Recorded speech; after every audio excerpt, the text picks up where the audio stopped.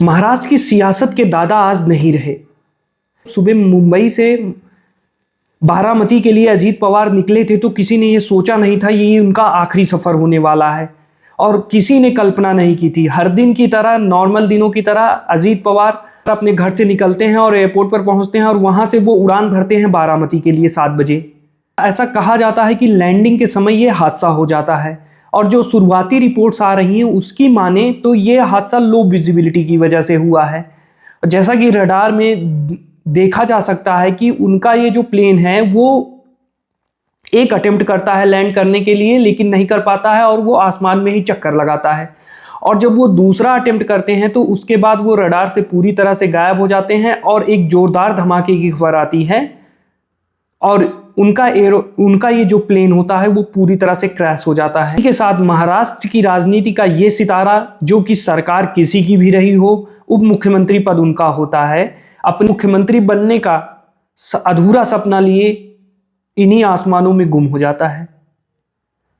और जब ये खबर पूरे महाराष्ट्र में फैलती है तो उनके लोगों, उनके परिवारजनों, सबका मन व्यथित हो जाता है। सब अस्पताल की तरफ दौड़ते हैं।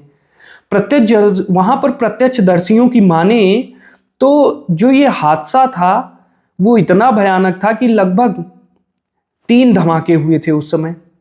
तो सोचिए आप, धमाके की जो ये क्रैश हुआ उसकी इंटेंसिटी क्या रही होगी, और उसके बाद इस घटना में किसी का बचना कितना मुश्किल था, क्योंकि जो ऐसे क्रैश होते हैं उसमें मुश्किल से ही कोई बच पाता है। और वहां पर तो लोगों ने अजीत पवार को सिर्फ पहचाना ही तो उनकी घड़ी से। पहले तो उनकी कोई पहचान ही नहीं कर पा रहा था, लेकिन जब उनके समर्थकों ने, जो उनके साथ रहते थे, जो उनके अक्सर मिलते रहते थे, उन्होंने जब उनकी घड़ी देखी तब उन्होंने पहचाना कि उनकी बॉडी ये है। प्रयास तो किया जाता है तो आनन फानन में उन्हें अस्पताल ले जाया गया, जहां पर डॉक्टरों ने उन्हें मृत घोषित कर दिया। वैसे तो खबरें सबको मिल चुकी थी कि अजीत पवार का प्लेन क्रैश हो चुका है, लेकिन सब यही उम्मीद में थे कि कम से कम अजीत पवार बच जाएं। उनके समर्थक, उनके परिवारीजन ये दुआएं कर रहे थे, लेकिन जिस हिसाब की ये घटना थी, जिस इंटेंसिटी का ये क्रैश था कि उनका बचना नामुमकिन था, और हुआ भी वैसा। डॉक्टरों ने उन्हें मृत घोषित कर दिया। कारण क्या है, हादसा किन परिस्थितियों में हुआ, लो विजिबिलिटी की वजह से हुआ या उसका कोई और कारण था, ये तो डीजीसीए की जांच के बाद, और या तो ब्लैक बॉक्स जिसमें कि वॉइस रिकॉर्ड होती है, उसी से पता चल पाएगा कि हुआ क्या था।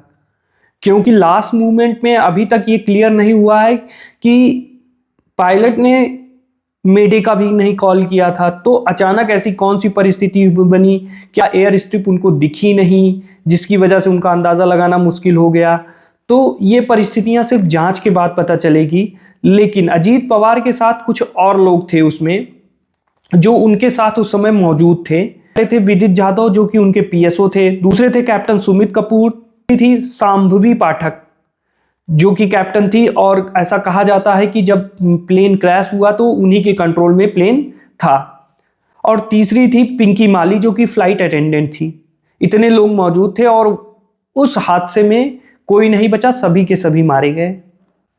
अजीत पवार की पत्नी सुनेत्रा पवार, उनकी बहन सुप्रिया सुले, उनके दोनों बेटे पार्थ पवार और उनके चाचा जी, और जिनकी उंगली पकड़कर वो राजनीति में आगे बढ़े शरद पवार और उनकी पत्नी, ये सभी वहां पर पहुंच चुके हैं। देवेंद्र फडणवीस भी पहुंच चुके हैं, एकनाथ शिंदे भी पहुंच चुके हैं, और पूरा मंत्रालय इस समय बारामती में ही मौजूद है। उनका अंतिम संस्कार कल 11 बजे होने की उम्मीद है, और हो पैतृक आवास है वहां पर अंतिम दर्शन के लिए उनके शव को रखा जाएगा।